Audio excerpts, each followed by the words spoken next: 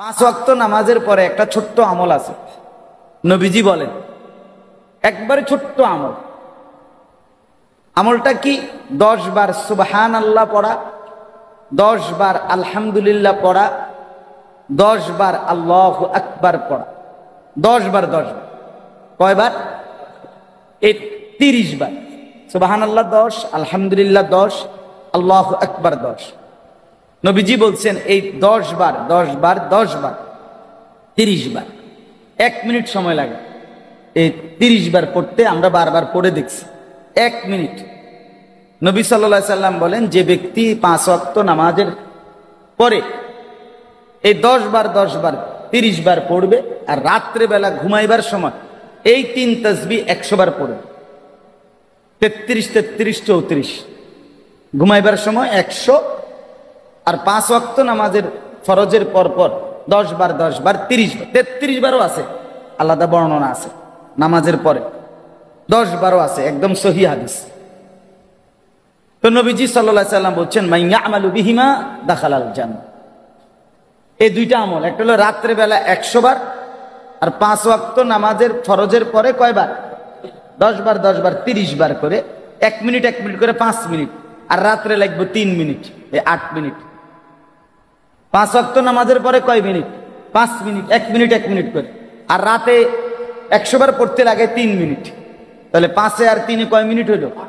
নবীজি সাল্লাল্লাহু আলাইহি সাল্লাম বলেন নিয়মিত যে এই আমল করবে দাখালাল জান্নাহ, সে জান্নাতে ঢুকবে। কিন্তু নবীজি নিজে ওই হাদিসে বলছে কিন্তু এত সহজ আমল, কিন্তু অধিকাংশ মানুষ এর থেকে গাফেল। এর থেকে কি গাফেল? এক, ঘুমাইবার সময় রাসূলুল্লাহ সাল্লাল্লাহু আলাইহি সাল্লাম বলেন শয়তান তাকে 33 33 34 বার পড়বার আগে আগেই ঘুম পাড়ায় দেয়। আর 2 নাম্বার, 5 ওয়াক্ত নামাজের পর পর এই 10 বার 10 বার 10 বার 1 মিনিটের ভিতরেই শয়তান তাকে অসংখ্য কাজের কথা মনে করাইয়া জায়গার থেকে উঠায়।